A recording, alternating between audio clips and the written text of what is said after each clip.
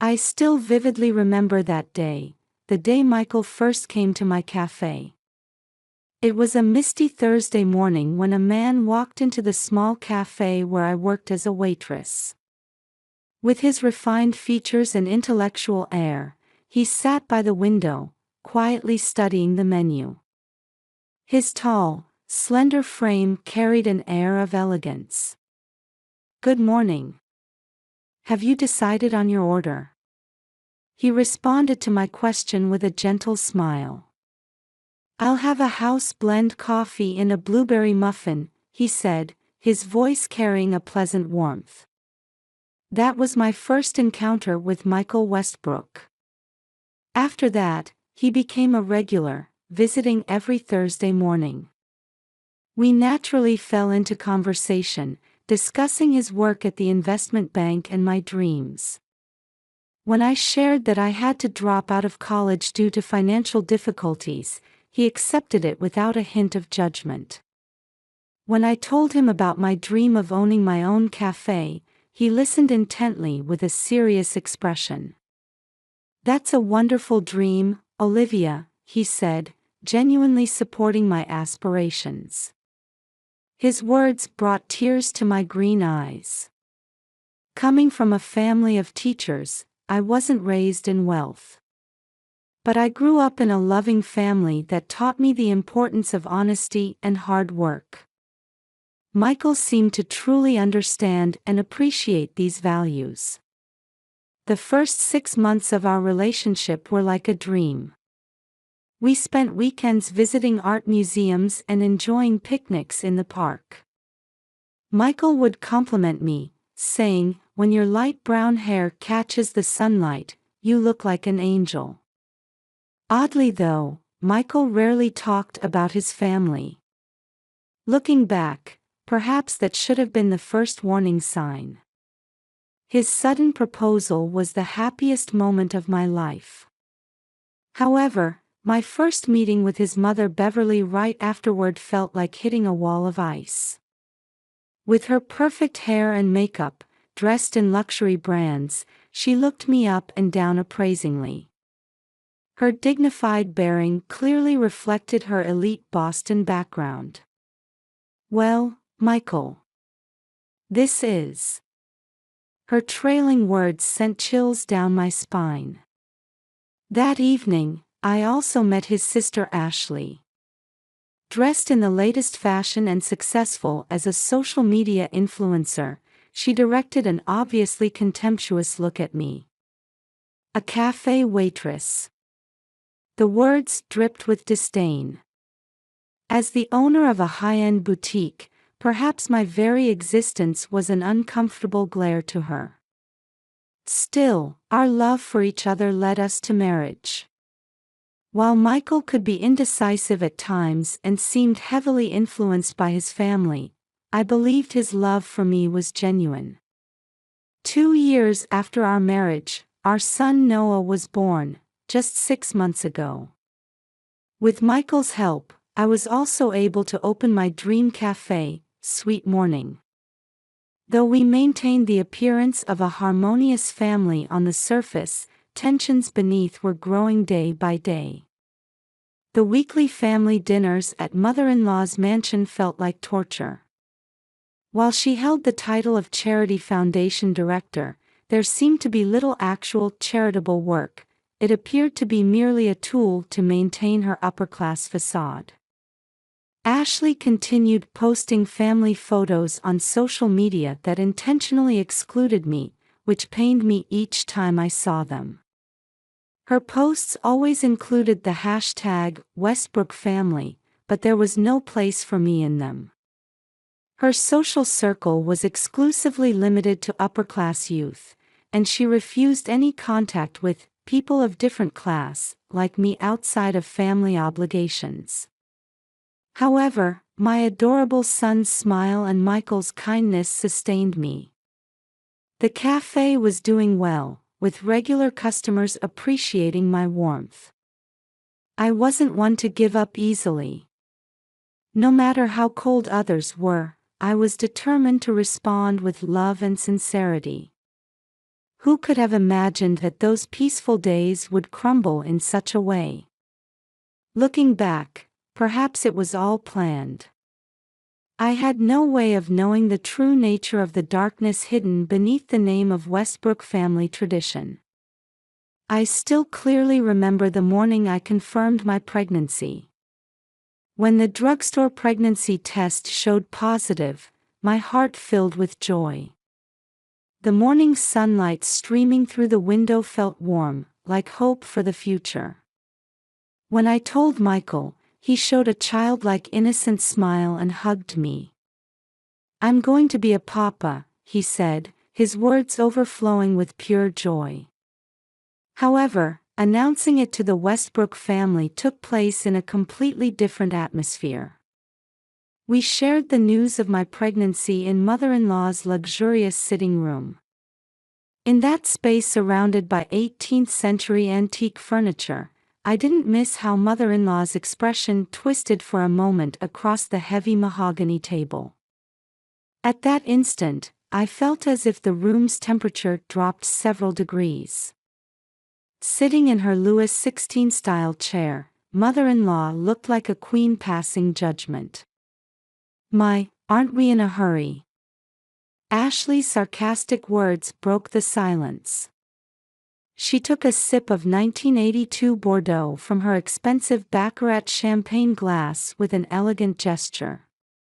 "In our family, we usually proceed with more caution," she said, her Chanel tweed jacket somehow amplifying the weight of her words. I didn't yet understand the gravity of those words. During my pregnancy, mother-in-law's interference grew stronger day by day.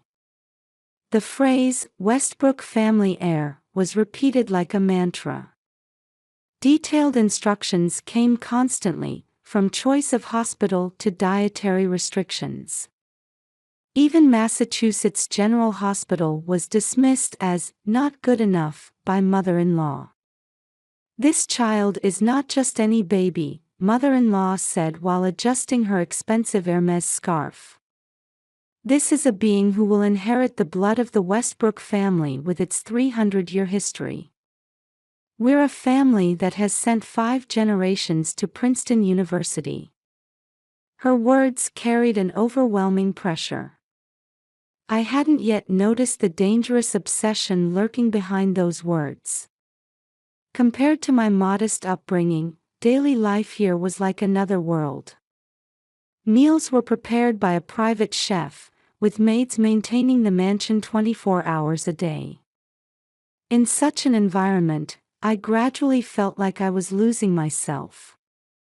Meanwhile, Ashley's search for a marriage partner wasn't going well. She couldn't find someone who met her exacting standards even among Boston's upper class. Though she continued hosting lavish parties with Manhattan socialites, she seemed to grow more frustrated with each one. Her social media posts gradually took on a darker tone. The importance of preserving family tradition. The meaning of pure blood. Sensing big changes coming this Thanksgiving. Judgment for those who taint tradition. Such cryptic words began filling her Instagram. Her account, with over 100,000 followers, received numerous sympathetic comments from upper-class youth. As the due date approached, mother-in-law's visits to the hospital became more frequent. Her appearance stepping out of a Mercedes-Benz S-Class became a topic among hospital staff. Her high-handed attitude toward doctors and nurses created a heavy atmosphere throughout the ward. She gave orders to medical staff with an intimidating manner that suggested, "These are the people involved in my grandchild's birth," like a medieval aristocrat. "Prepare the finest linens, visiting hour restrictions don't apply to me." Such unreasonable demands were continuously presented to the hospital. After the birth, mother-in-law began staying in the hospital room constantly. There was something abnormal about her obsession with monopolizing Noah. "This child is the hope of our bloodline," she would murmur with an eerie resonance. Even feeding times were conducted under her strict supervision. Then, a week before Thanksgiving, news of Ashley's broken engagement pushed family tensions to their peak. Her fiancé was a promising lawyer from Harvard Law School, but mother-in-law wouldn't approve him because his family immigrated from Ireland just 3 generations ago. A marriage with mismatched family backgrounds was doomed from the start, mother-in-law said coldly, fixing Ashley with a gaze as cold as a Tiffany diamond. However, it was clear that these words were also aimed at my marriage to Michael. Mother-in-law's behavior became increasingly strange day by day. She was seen spending late nights in the study, poring over old family trees and records. In the leather-bound study that had existed since the 1800s, she immersed herself in ancient documents as if searching for something. Her eyes held a touch of madness as she repeated the word tradition like a mantra. According to the maid's testimony, she was also seen walking around the mansion late at night, muttering phrases like, "protect the pure blood," and "judgment for those who taint tradition." Particularly concerning was the change in how she looked at Noah. The loving grandmother's gaze had disappeared, replaced by something else, something unfathomable that I couldn't understand. "This child has a great mission," she would murmur in an ice-cold voice. Thanksgiving morning. Preparations for a 50-person party were underway at mother-in-law's mansion. As staff from the high-end catering company Le Petit Jardin came and went, and New York's top florists decorated the mansion with seasonal flowers, I watched with an uneasy feeling. Under the magnificent baccarat crystal chandelier, mother-in-law played the perfect hostess. Dressed in a Chanel tweed suit, she gave directions with the air of a society queen. However, behind her fake smile for the guests, her eyes emitted a strange light. Ashley moved around the mansion with a sullen expression, occasionally casting meaningful glances toward the 19th-century original fireplace. Michael was preoccupied with work calls, showing no sign of noticing my anxiety. With an important Goldman Sachs deal deadline approaching, his attention was completely focused on work. I held my son close, fighting against the growing sense of foreboding in my chest. Who could have imagined that this party would forever change our lives? And who could have foreseen that the horrifying truth about the tradition the Westbrook family had maintained for 300 years would be revealed? The flames in the old fireplace flickered ominously, seeming to greedily devour the air as if seeking something. By 5 p.m., the Westbrook mansion had transformed into a venue for the finest feast. Under the warm light of the enormous chandelier, upper-class ladies and gentlemen arrived one after another at the mansion. Luxury cars, Lexus, Bentley, Rolls-Royce, lined up at the portico. I stood watching the great hall while holding Noah. In the space lit by soft candlelight, the aroma of turkey, cranberry sauce, and traditional side dishes wafted through the air. Maids served champagne to guests from silver trays. "What a wonderful party," smiled a middle-aged woman in an elegant evening dress, her diamond necklace sparkling at her throat. "Oh, what an adorable baby."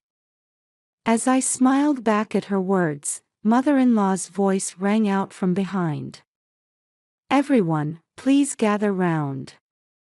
Mother-in-law stood in the center of the great hall. Dressed in a deep emerald green dress with perfect makeup, she had the bearing of a true society queen.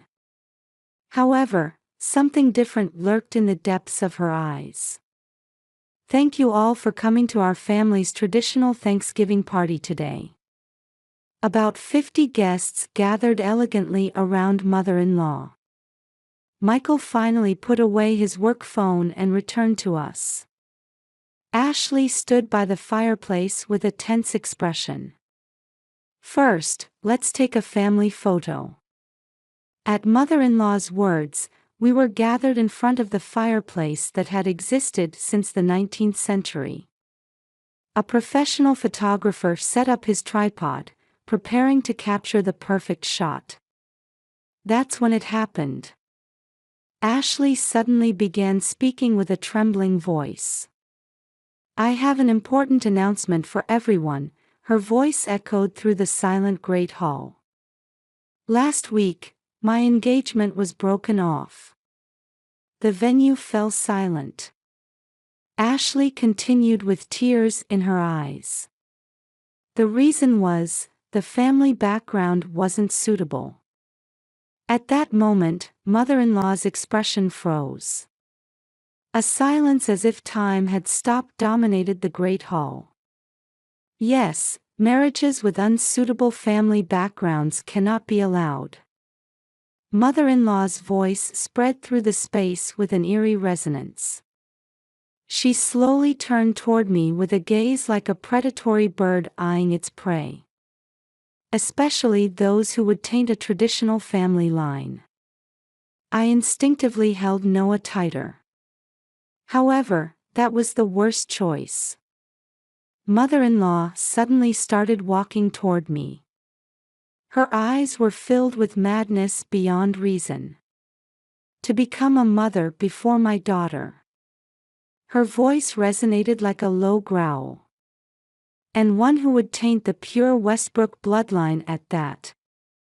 No one could react to the sudden turn of events. Mother-in-law approached me with surprising speed and tried to grab Noah. "Stop!" I screamed desperately. Michael shouted, "Mother," and tried to stop her, but Ashley grabbed his arm to interfere. "This child is a sacrifice to correct a mistake." With mother-in-law's mad words, she forcibly took Noah from my arms. I resisted desperately, but her strength, honed by years of yoga, was unexpectedly powerful.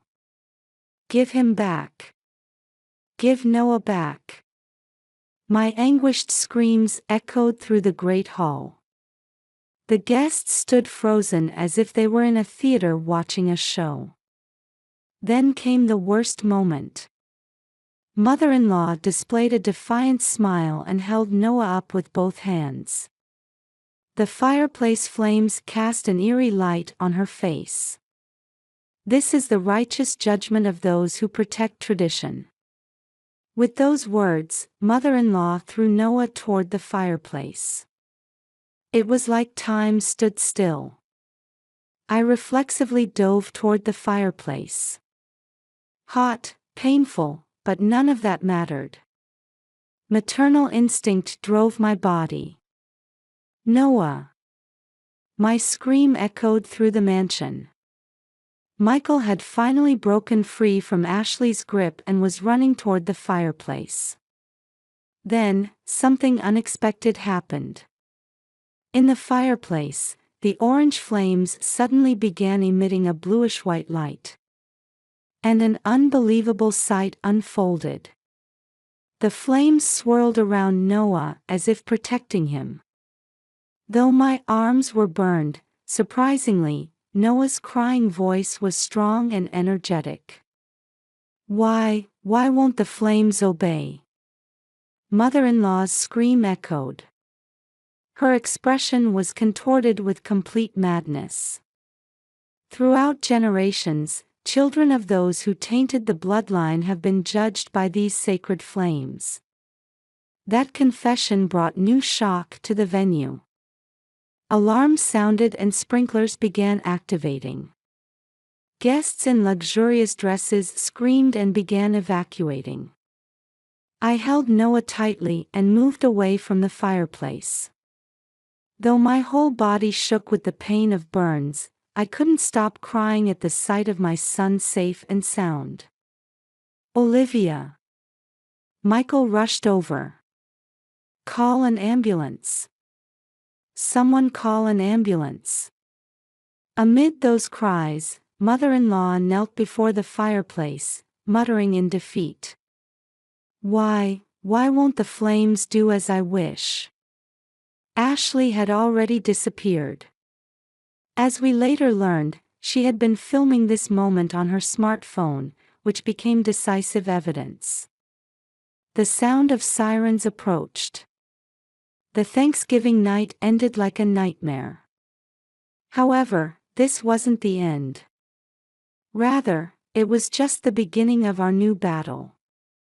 Looking up at the White Hospital's ceiling, I reflected on the chaos after the incident. When the ambulance sirens arrived at the mansion, the party guests had already hastily departed. The champagne glasses and turkey left behind, and the flooded Great Hall, retained not a trace of the earlier elegant atmosphere. "Are you all right?" The paramedic checked my burns. Though I had minor burns on both arms, mysteriously, Noah was completely unharmed. In fact, he was laughing cheerfully. The police arrived moments later. "Beverly Westbrook, you're under arrest for attempted murder." As the officer's voice rang out, mother-in-law was handcuffed with a vacant expression.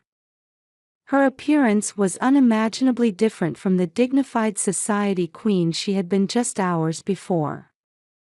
"This is tradition, a sacred ritual to protect the bloodline." Her incoherent words continued until the police car door closed. Michael stood dazed, watching the scene. Why did this happen? This was just the beginning of the Westbrook family's dark side coming to light. The investigation took unexpected turns. The video Ashley had filmed was discovered just before being uploaded to social media. Her smartphone revealed even more shocking message histories with mother-in-law. "Are the preparations for the Thanksgiving ritual ready? I've instructed that the fireplace be burned stronger than usual. Fire extinguishers have been moved to another room. This is a necessary sacrifice to protect pure blood." Furthermore, disturbing content was discovered in deleted posts from her social media accounts. "Ready to pay any price to protect tradition. Judgment time approaches for those who don't understand pure blood value. Everything will be set right this Thanksgiving." Ashley was arrested as an accomplice. During interrogation, she began to tell everything. The Westbrook family had a terrifying tradition that had continued for 300 years. The outward tradition that no other children could marry or have children before the eldest daughter's marriage was just for show. Behind it lay a cruel unwritten law that the first child of any violator must be judged by the Thanksgiving flames.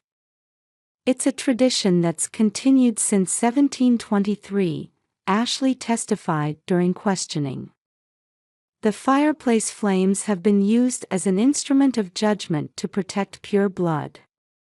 As the investigation continued, traces of similar incidents from the past emerged.